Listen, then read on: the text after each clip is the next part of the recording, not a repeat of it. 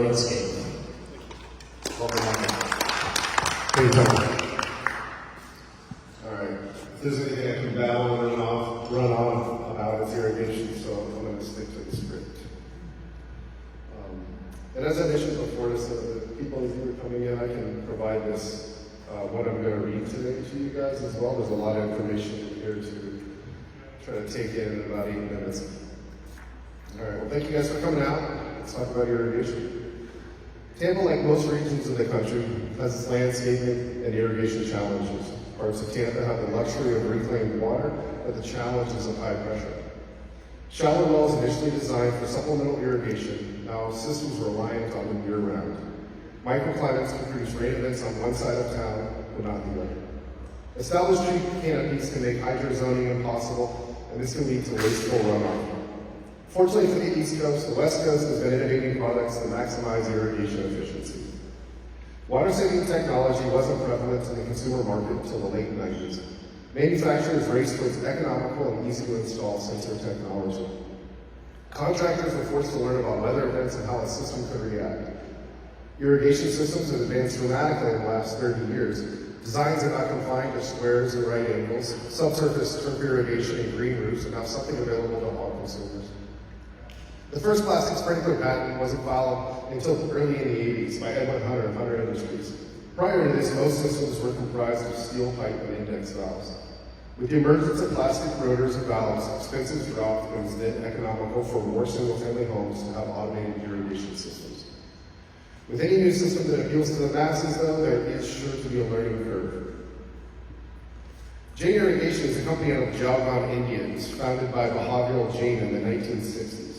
Bahadur noticed farmers in his native India struggling to get water to their seasonal crops and offered to lease farm equipment and irrigation tubing to them throughout the dry months. The tubing had holes punched every so often, slowly distributing water across the crop's root base.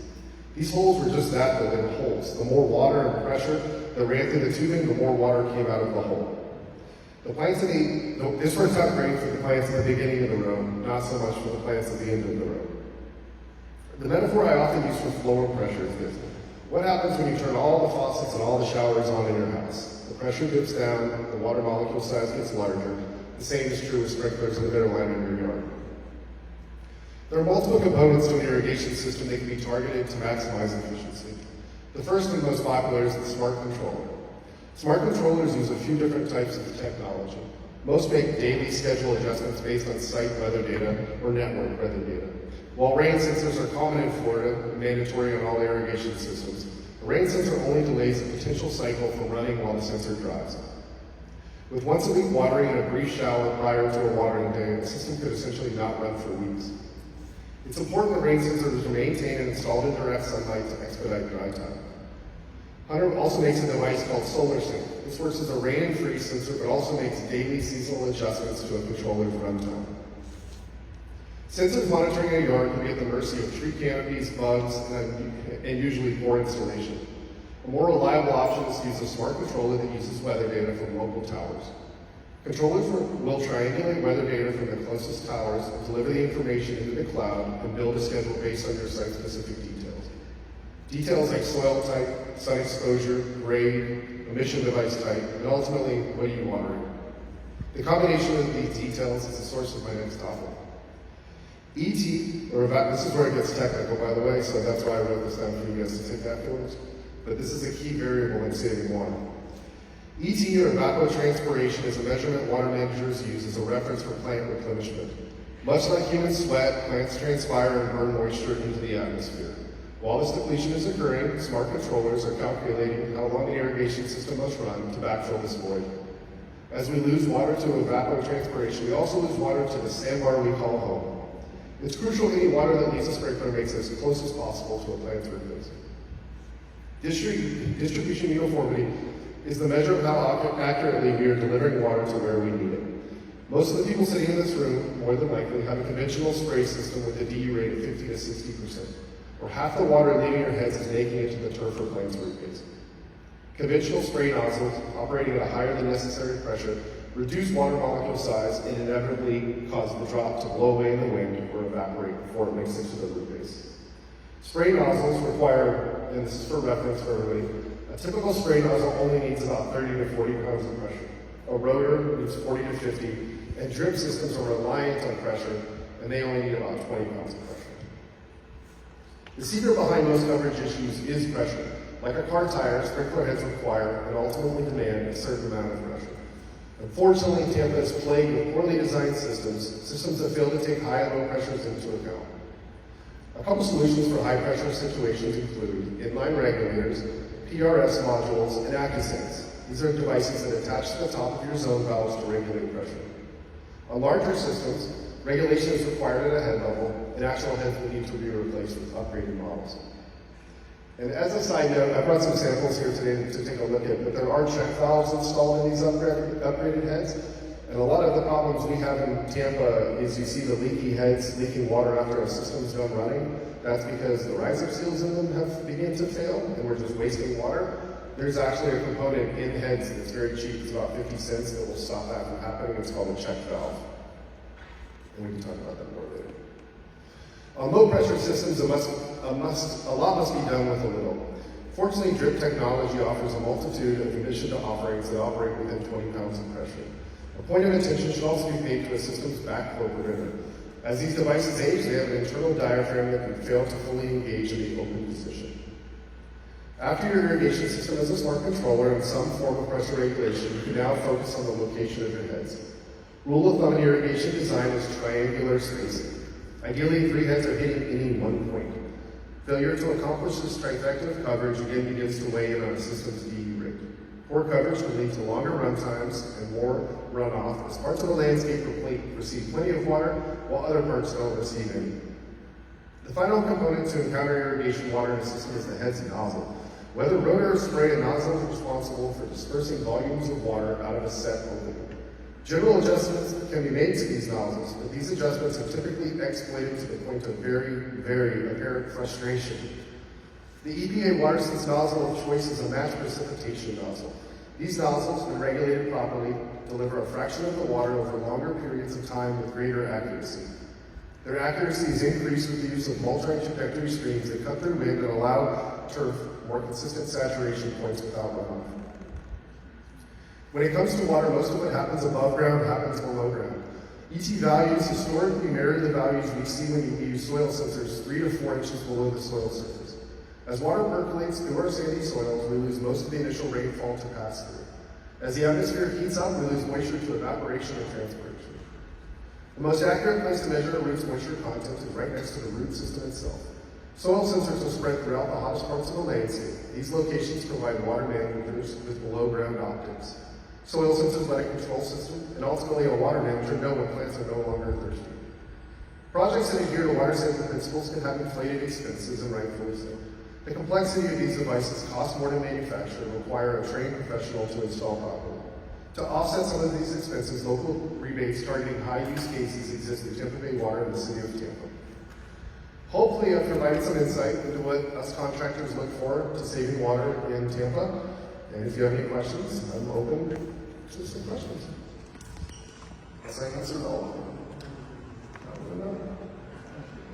You know, what's the cost of something like that? And do you need a server in your garage that takes all this data and then sends it out to the heads to make sure that you're maximizing your use of the water?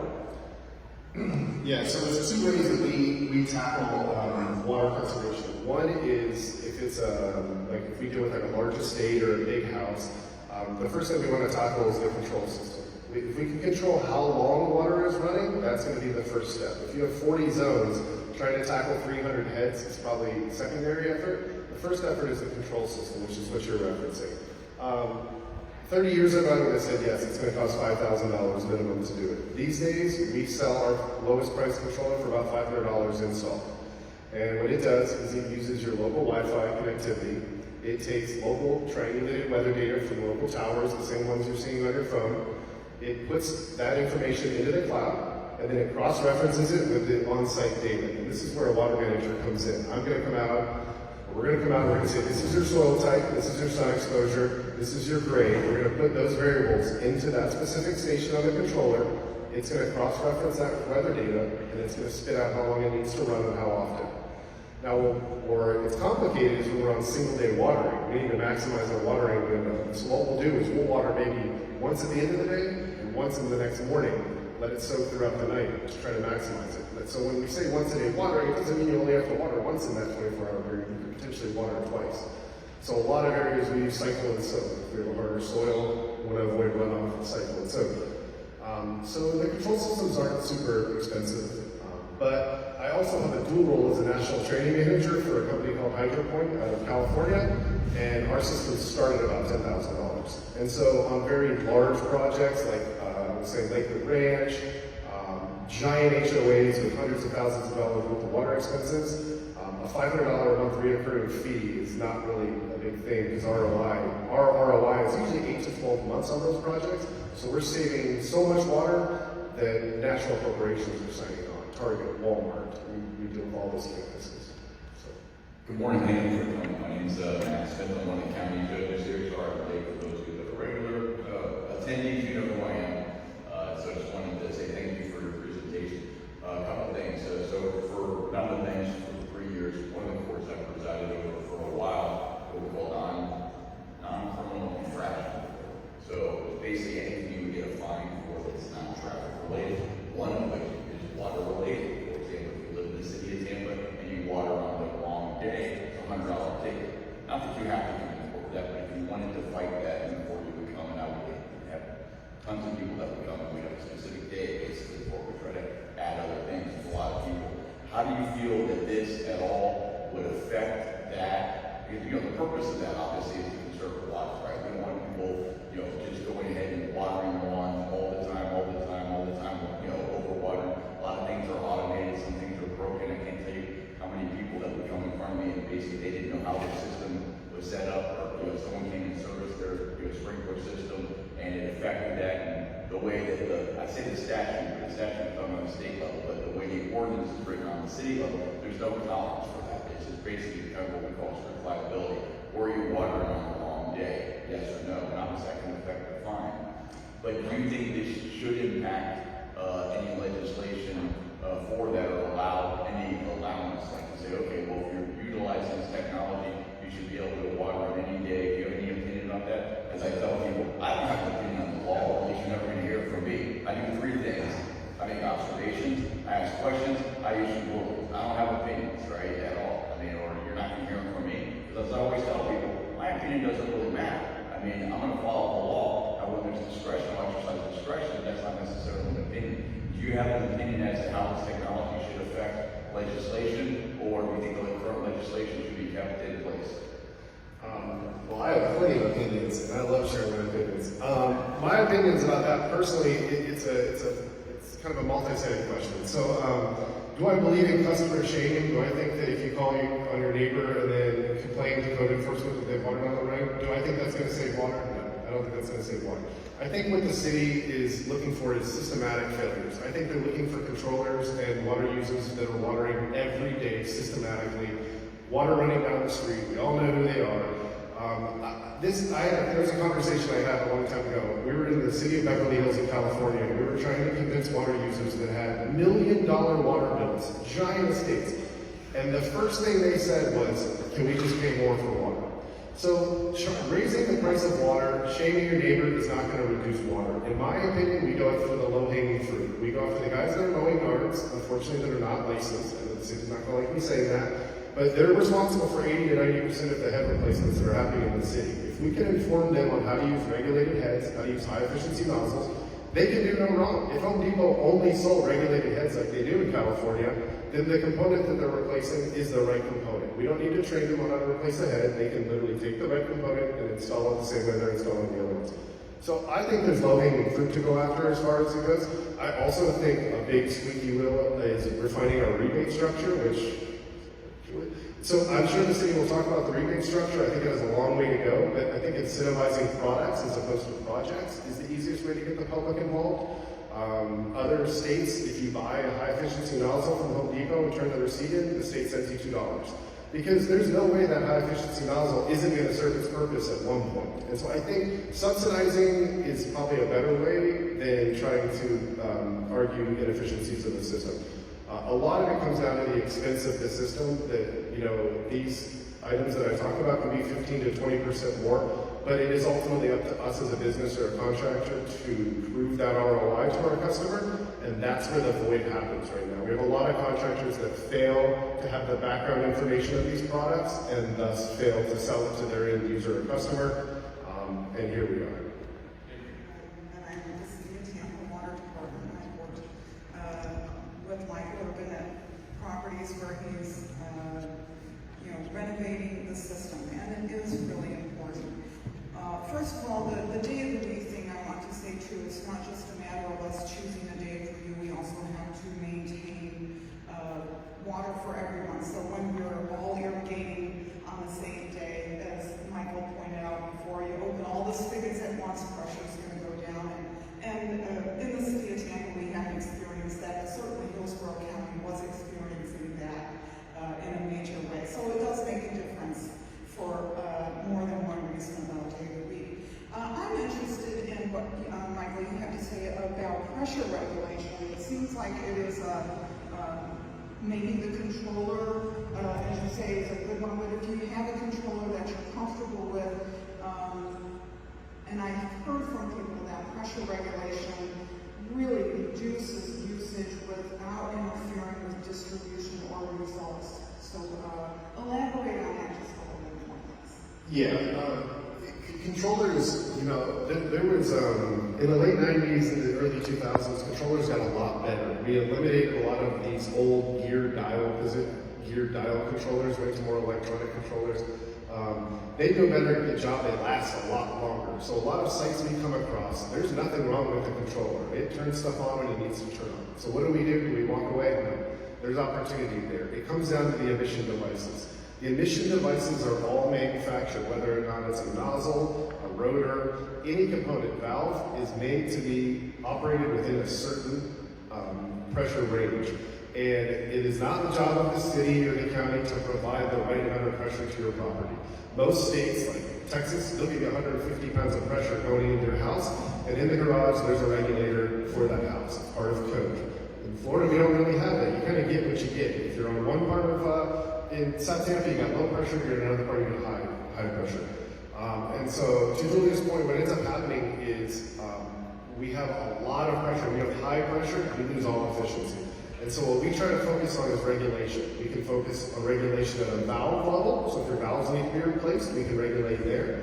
We can regulate at a head level, where the water actually comes out. Most rotors take about 3 minutes to do a full rotation. So if you have a rotor here, it takes 3 minutes. If you run your zone for an hour, how many times is that rotor spinning around? 20 times. Do you think in 20 rotations it's putting enough water down for your 4-inch St. Augustine to grow once a week? It's not. And so what we have to make sure is that the rotors and the sprays are regulated to the 30, 40, and 50 pounds of pressure that you need. So the water molecule size is the size we want it, and it makes it to the root base in that 60-minute run cycle once a week. So regulation is really one of the most crucial things in an irrigation system, yet it's one of the least things we talk about. What I love about Café Con Tampa is that I always learn something when I come, no matter what the topic. So, you said something that really perked my interest. You said that the ROI for putting in a new system or up-to-date water saving system was like 11 to 18 months. We found that 16 months seems to lose people's attention, even at like a national corporation level. That 8 to 12 seems to be within the window, probably because of fiscal year and budgets. And so any monthly water bill over about $15,000, within a year they want to start seeing the return. Well, I'm more thinking about my house. I hope I don't have more than $50,000. My curiosity was, because I would always do an improvement if I could recoup my cost in a year or a year and a couple of months. Is that the cost of the system? Is that the cost of changing out just heads in the controller? Where is the efficiency efficiency there if I attacked my personal system? What's worth looking into and what's not worth looking into in terms of ROI? Because I think that's a great argument to bring about change.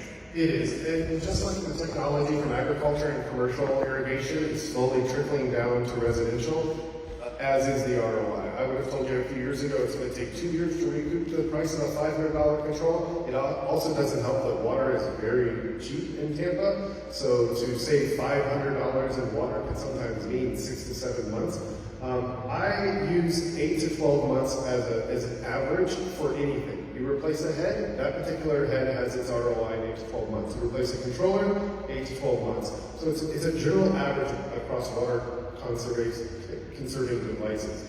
If you let us come in and, to Julia's point, we just did, for instance, a condo complex in South Tampa off Bayshore that had all overhead water for the last 20 years. It had slip and fall liability on the brick. It's a really nice condo complex. They were just wasting water. Half of their water was being wasted. So within a couple of days, we converted everything to drip. It all goes below the ground cover. We put regulation on any overhead watering, high efficiency nozzles. So we expect within 8 months, they'll pay off the few $1,000s that it costs to make this retrofit. On bigger systems, like I said, that it might stretch it out a little more because the cost of the controller is going to be more, but ultimately within a year, you should see a return on investment in any of these things. Now, if it's a small house, with drip line, your water usage is going to be very low. There's also other things besides the price of water that try to motivate us to save water. It's hardscapes, like I said, the slip and fall. And if anyone's driven through South Tampa, you see the iron content coming out of dry wells. So a lot of our efforts are not just for saving water for the monetary aspects of it. It's for my neighbors complaining about water running down my gutter. All my hardscapes are stained. My sprinklers spray over our driveway, and our car gets wet. So there's a lot of other reasons that we try to lead more accuracy and precision. Did that answer your question? Specifically to a residential system, if the controller costs $500 and your water bill is only $60 a month, as you can see, it's going to take a little while to do that. The controller would be the first thing we tackle as far as ROI. The second thing would be looking at your valves, potentially regulating at a valve level, and then worst case scenario, we regulate the heads. Dramatically different for potable water versus hooking up to the reclaim. Yeah, reclaimed water can just be a service fee, so it's very cheap. And one could argue that because of state laws, you can water whatever you want. This goes back to a conversation we had earlier. You shouldn't have to water more than twice a week, okay? Even once a week, my yard looks fine once a week. So this idea that twice a week or once a week watering is futile to your landscape is just not true. We just need to be motivated to make our systems more conservation-based, just like our cars are. And so I think that's the first step. I don't think once or twice a week watering should be an issue. So, what was your question specifically? I'm sorry. I forgot because I was thinking about the other thing you just said. Oh, you asked about reclaimed water.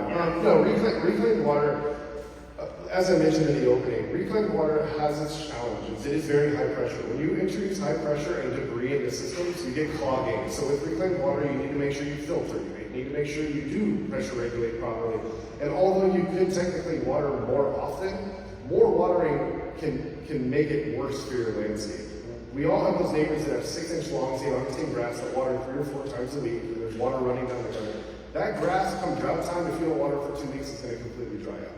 So it's all about the strength and the health of the landscape as well. And you ultimately want your roots to grow deeper. If you constantly saturating the top 3 inches of soil, nothing's going to grow deep, and as soon as you can't water for a week, everything's going to die. And so I think there should be no reason you couldn't get away with once a week watering, but yeah, the ROI on the reclaim system is going to be dramatically different. I wish the reclaim network in the city could grow. Obviously, it's not very easy to run giant lines under old roads, but as the reclaim system grows, it should help everybody out. What type of grass do you see having the most success here in Tampa between St. Augustine, Bahia, Zoysia, Bermuda? And I say that being someone who has an entire yard of sand, dirt, rocks. I can't even get my weeds to grow. I have an irrigation system that I haven't used in 15 years, so I don't know if I'm the ideal citizen here, or just the worst case?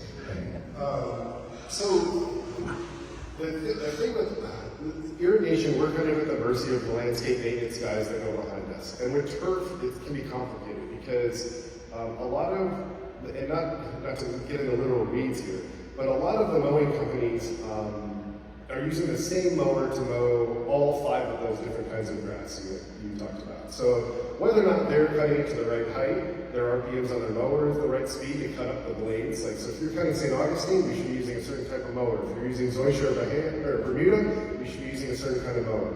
But a lot of the maintenance companies use the same mowers. The reason I say this is because it doesn't matter how well you water it. If they come behind and butcher your Zoysia in the summer, it's not going to grow. If they come and butcher your St. Augustine, it's not going to grow. So a lot of it depends on this communication we have. The larger homes we do, a lot of it is communication with the landscape maintenance company. If the grass is mowed properly, I think there's no reason you shouldn't be able to get St. Augustine to grow year-round, Zoysia year-round. I have a hay in my yard, and it looks like a golf course. I have people all the time telling me they're going to kill their bahia and put St. Augustine down, and I just don't understand that. Weed and feed the bahia, kill the weeds, irrigate it properly, and it'll look fine. We don't need St. Augustine. And so that's just my personal opinion, but St. Augustine is a very, very hungry grass. And what happens is a lot of times we just keep putting more St. Augustine sod on top of Old St. Augustine, so then you have this like 6-inch layer where you're just watering 8 inches deep to get to the root base at the top. So I am a big fan of watering bahia and maintaining it properly, but when we think of bahia, we think of like FDOT side of the interstate. But if you come look at the yards we manage, you wouldn't even know what bahia is. Good morning. I'm Rocky Wilbur with the Tampa Bay Sheriff's Office. Many communities around the United States have banned St. Augustine. You can't grow because it's known that the life of St. Augustine is not very well. It takes a lot of water. It uses a lot of fertilizer which goes into the bay. And a lot of areas are only allowing native plants for landscaping, which do not require watering or fertilizer. How does this play into your plan? I know you're in the business of selling water. That's what you do. You sell the use of the water for your irrigation system, and that's great because it does need to be managed. I live in an area that everybody is on wells, so they think SwiftMud has no authority over that they water their grass every day, which they're entirely wrong, and it's what stuff you say. They have a 2-acre front yard of St. Augustine that they water every single day, and it's water, and the dishes are full of water from their wells, and they say that's their water, they can do what they want with it. So how do we respond to, I want to know your opinion on how we can, with more xeriscape, more native landscape, and using more native grasses like bahia. I have bahia in my yard. It's a native grass. It's fine. I have a patch of St. Augustine that came from the neighbor. It died, and it does not go dormant. It has to be replaced. Where bahia will go dormant in the winter and go dormant for drought and die. So what can we do to help that? Because our water situation is going to get worse in Tampa. It's not going to get better. And a lot of cities have banned some of these grasses in their neighborhoods. Well, the first thing I can say is I make a living not selling water. Every dime of money you're not spending on water, you're spending on hopefully irrigation to save it. So I don't want to see anybody use a lot of water, especially on St. Augustine. As far as the wells go, here's the thing with wells. I think there's a lot of feeding ignorance when people say, oh, I have a well, I can pull water for infinity. Everyone knows that there's water below us, and as soon as your well gets a little dry, the water gets a little more coarse, the staining gets worse. So everyone's aware that the water in the ground is not just going to last forever. I think a lot of it comes back to, if I can use another metaphor, because you don't know where the water that may be going down your toilet is, it doesn't make you flush your toilet more. I don't think people are intentionally watering because they think there's an endless supply of water. I think it's misinformation about the demand of what they're trying to grow. I think they're under the impression that St. Augustine needs water 3 times a week for an hour. It needs, if you don't see water running off, it's an issue. And so I think a lot of it comes down to the information side. We also don't have a lot of small landscape architects in Tampa. If you wanted to plant what we term as a Florida-friendly landscape in Tampa, you're basically up to your own design. And a lot of it, like I said, comes from communication from the landscape installer, the plant palette, and the irrigation guy. So if I can come in and offer your yard on how to save water, it's going to be one initiative. Where if it's a new install with new plants, where we can actually choose the demand of the plant being lower, choose drip and point source emission, get away from overhead water, that's going to be ideal. So I think it's kind of two different initiatives, and that's where that repair initiative comes in, where the guys mowing yards needs to be replacing heads with more efficiency. As far as the well thing goes, I know people that have wells that are still just as crucial about the water usage as people that have wells that are not. So I think this is just going to come to making people want to save water, not run down their yards. This is why I focus on hardscapes too, staining, because that's something that a lot of people don't think about. Did that answer your question?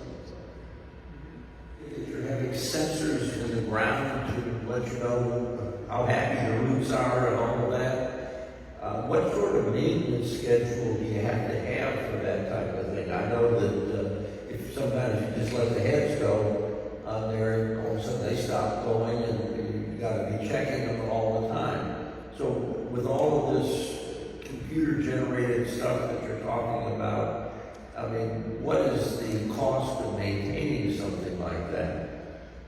Well, for instance, some of the so if we do like a large estate and there's 25 zones, and I only use this as an example because most houses, if they're 4 to 10 zones, we're coming in, we're making our improvements and our retrofit, we're leaving, you'll never see us again. Everything's in autopilot.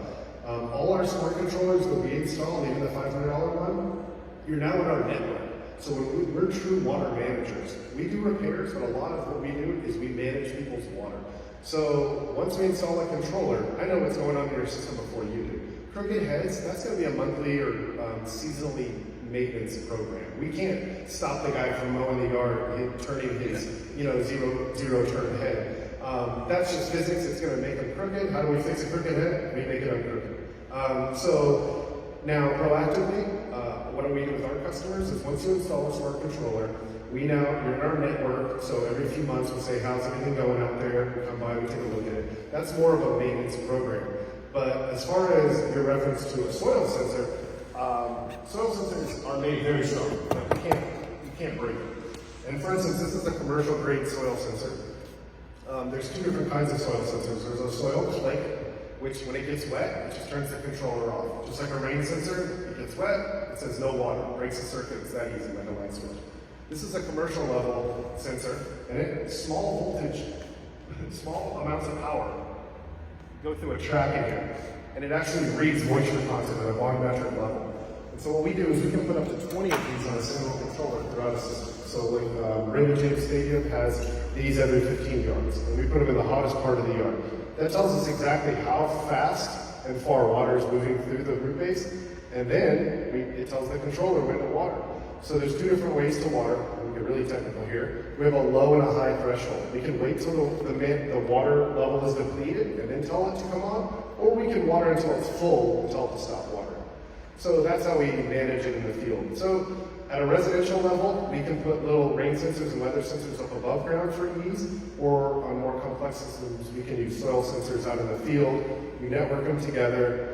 No, you can't aerate over them. We use GPS markers. We put physical like metal detector tags over them. The systems that we use, they're marked digitally too. So when you go into the software, you can see where your soil sensors are. I just was at the Denver Zoo, and they use a rain bucket to catch water. They use a temperature sensor. They use what's called a coach's button to water the elephants. They use soil sensors. They use flow sensors. So we're using half a dozen sensors and 15 POCs, or points of connection of water, and managed from a single controller. So it can get very technical, but ultimately the technology is all still very relevant to what we're doing. We want to know what's going on around. That was referring to how do we connect information about the irrigation to the people who are taking care of the landscapes. And I'm glad that Michael brought up Florida-friendly landscaping, because xeriscaping came from the West, like all the good things that the Pawtucket office, and they had to migrate across the nation, I guess. But yes, instead of xeriscaping, which is more Western-based, we're Florida-friendly. And there is a green industry's best management practices certification that would bring this information to those professionals. And as a member of the Florida Irrigation Society, I'm also focusing on helping our community understand that even with, I guess, what we think of sort of an everyday simple kind of thing, with water conditions throughout our nation, those kinds of activities need to be overseen by licensed professionals. So our part as service users is to fully understand, is that person educated and getting licenses and interested in doing things at the best level for our resources. Thank you. Yeah, definitely. Yeah, and like I said, it is a twofold effort. On a new installation, from the ground up, everything should be efficient. You should be using smart controllers, hydraulically, everything should be designed. Ideally, the permitting office comes behind, make sure that everything's up to code.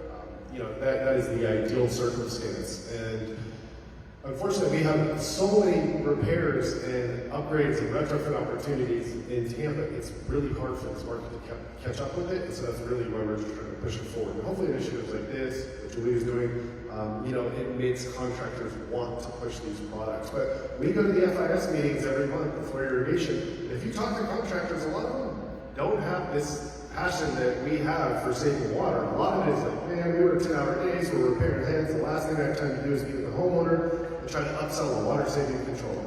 And so as manufacturers make it easy to sell these things, they provide the sales and support resources to sell them, and they're easier to install, we're slowly making a footprint, which is ideal.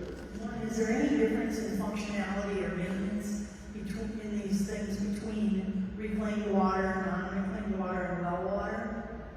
And then I have another question. If you want to answer that first, go ahead. Reclaimed water, as you know, there can be some debris in it. It is intended to be used for irrigation, so the quality of it is maybe not drinkable, but to your human eye, it's not going to be too much more. So I wouldn't necessarily say it's too much more maintenance. If it's a new system and you know it's reclaimed, it's got purple pipe, you're going to be using purple emitter line, which is made for what we call dirty water. You'll use a dirty water valve. You'll use heads that have screens in them with a reclaimed tap on it. So on a new system, you're going to be using similar products, but products designed for dirty water. They're going to have stronger riser seals so they don't fail as fast. Little things like that. On a system that's reclaimed or been converted to reclaimed, there are some things you can switch out and make, but overall, very little maintenance difference. And a lot of the reclaimed water doesn't produce the stain. A lot of it is the well water that produces the stain. Reclaimed water is really good, actually. The biggest challenge is the pressure, because we just have too much pressure to take that back sometimes. My other question goes to incentives, and just like if you put in an efficient air conditioner, you buy an electric car, you get a tax break, or you get some kind of incentive from your water bill, perhaps in this case. Yeah. Is there what exists like that? Or what So should exist? I'll let Julia talk about it more, I'm sure. She knows the details of it. There's a couple different rebate programs that exist in the county and the city. It's just up to, we can help facilitate that.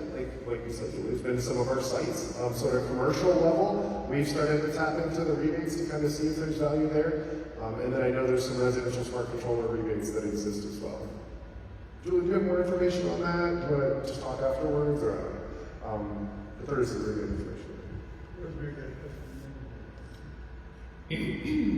Thank you for being here, Rosemary Henderson. I came in during your presentation, so I always hesitate to ask the question. It's very hard to cover it. But, and you did just touch on the reclaimed water versus the well water. I have a well, but I was just beginning to look into switching over to reclaimed water. I'm in an area where I could do that. So now I'm debating on whether that would be a good idea. And once I almost made that decision, it started raining, so I kind of backed off on that. So you've covered that, I guess. I think I felt like it was an easy thing to switch over. You sound like you're. Easy is relative. If it depends on where the meter at. The city does a pretty good job of trying to centralize your meter, and so the reclaimed tap or the reclaimed meter, they're gonna put it next to your own water meter. It really depends on where your system exists. If all your valves are a mile away in the back of your system, and we've got to connect to those from the front, nothing's gonna be easy. But most of the time, it is as easy as converting over, exposing the ditches so the city can come and sign off on it to make sure that there's no cross connection with your drinkable or potable water. I would highly advise using the reclaimed water. I wish the reclaimed water system was bigger in Tampa, but like I said, I understand that infrastructure takes a long time to build, but this band of reclaimed water that exists kind of through the middle of Tampa, those are exciting projects for us because we know we're going to have enough water, we know we're going to have enough pressure. It's more about how can we tone down this pressure and get the water where we want it, and then you don't have to worry about wasting water. But that can be very difficult when you're paying $8 a month for reclaimed water. How do you justify this upgrade or expense? Well, ultimately your landscape's going to thrive. I mean, it's not just about wasting water. We substantially overwater our landscapes in this city, and that makes them less drought tolerant. They're ready for rain, and so I think it's a couple different efforts all at once, but I do believe switching over to reclaimed is ideal. If we could do that, that would make a big difference. Not to mention we have a lot of reclaimed water that's processed that we can't do anything with because nobody's using it. The network of pipes just isn't really big enough to move it. And so I'm a big proponent of it. I was going to say, it's just been a frustrating time for all of us. One day a week of water, a couple weeks ago, was one day it rained. And I thought, there's still water, and I wanted people to put a sign in my yard 3 days later and say, I know it's not my day, but I didn't water Monday, and I'm taking advantage of it today. Just wish there were a way to work some of that out. I know it's not. Well, actually, real quickly, like I said earlier, with the technical jargon of the soil sensor, with low and high thresholds. So what happens west of the Mississippi is we get a lot of clay soils. So if you water for too long, the water just runs away. So we're constantly watering, soaking, watering, soaking. If we get rain and we get a half inch of rain, a lot of it just washes away. So you still need to irrigate. So I make the joke sometimes, like, be careful calling your neighbor saying that it rained and they're watering. For all you know, they didn't get enough rain to meet where they need to be. And so if that soil sensor's in the ground and we get an inch of rain and then we water the next day, the first thing in our minds is like, oh, well, why are you watering? It's just raining. But the plants might not have got the water that they needed. And with microclimates in Tampa, that can happen a lot. You can get a lot of rain here and not a lot of rain here. So just because it rained the night before, I'm not completely against watering the next day. But I do think having sprinklers run in a downpour is obviously a little bigger. But more than anything, this goes back to the shaming thing earlier. I think there's lower hanging fruit through calling on your neighbors. I think the focus should be like a non-emergency police line. We call someone and say, how can I fix this? And then the city or somebody says, they literally do come out and do audits for you. They'll come out and say, look, this is what you should focus on. And then you call them, hopefully a private company to help. Last question. Can you hand water flower beds in the daytime? Legally? Yeah. I think the rule says no hand water, you're washing your cars. But you have that's code enforcement, Julie. I'm not completely sure. Okay, thank you. Got the 3 R's to address now. We've got reclaim, rebates, and restrictions. So we're going to let Ileana, my colleague with the city, who oversees portions of the restriction program, she's going to talk about the hand washing issue briefly. Thank you, Julia. Good morning, everyone. My name is Ileana, and I work with the State's Water Department. I am very familiar with the water restrictions, so any questions that you may have, even after this, just let me know. Regarding the hand watering, you are allowed to hand water any day, any time, if it is flowers, shrubs, trees, whatever it may be, as long as it's not your turf grass, your lawn. You are not, that is restricted to your allowed day and time. But hand watering any day and time regarding that. But if that answers your question right now? Very good. And of course, that needs to be, they recommend, and I think that Actually, the rule says a hand nozzle with an auto shut-off. And you can get those for free from us anytime you need one. Okay, then the next farm, reclaimed. Great to hear that people want reclaimed, and the issue with that we face, well, so many with reclaim. First of all, when we put in the system, we put in meters and encourage people to connect to that system, and we're still less than 50% of the people who have access to reclaimed using that reclaimed and instead using potable for irrigation. And so our first goal is to overcome some of the issues, and some of it is misinformation, some of it was a new system that maybe didn't roll out perfectly, but certainly in the one water world that we're in right now, where it doesn't matter what water it is it reclaimed water, is it well water, is it storm water, is it potable water, whatever it is, we need to use it all with equal care and understand how we maintain the resource throughout all of these changes. So we would love to hear more from our customers about reclaim, possibly expanding, but again, we have to use what's there before we can invest in additional system. And it is a great value, $1.20 per unit, as opposed to with irrigators, we find that they usually get into the $7 water. We have tiered rates, so the $3 water we usually attribute to your indoor use, those critical daily things. But then you stack irrigation on top of that, and you're quickly getting into the $7 water. And we want everyone to have an affordable life, and so reclaim is a big step towards that if you're irrigating. And then rebates. The rebate program rolled out during COVID. It's been a little bit of a slow start. Indoor water conservation options, always pretty understandable toilets, right? Then outdoor, we are trying to expand that with the help of our Florida Irrigation Society members to find, besides just a smart controller, what other kinds of components can offer water savings to all of our customers, because the controller is a more expensive item, so we're limiting that to people we can see are over irrigators. And as a utility, we know how much water we're using, and so the rebate eligibility is based on that, because we want to bring the over irrigators down. That's our priority. That's, Michael says, the low-hanging fruit. But at the same time, we are hoping to continually build the rebate program, add those smaller components like pressure regulators or the high-efficiency spray nozzles, so you don't have that misting, because it is a pressure issue, and I've seen it. I do irrigation evaluations. I've been in about 450 yards around the city to see how these systems act. And so we're so happy that this conversation is building, not just in the conservation community, but within our neighborhoods and with our professionals too. We all need to get there together.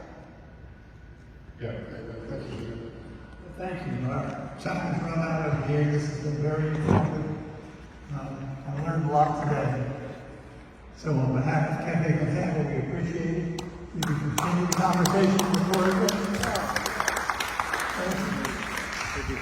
As Tom mentioned, we're not meeting next week, but we're meeting the following week, and we started the full program in July and August. Have a good holiday. Thank you.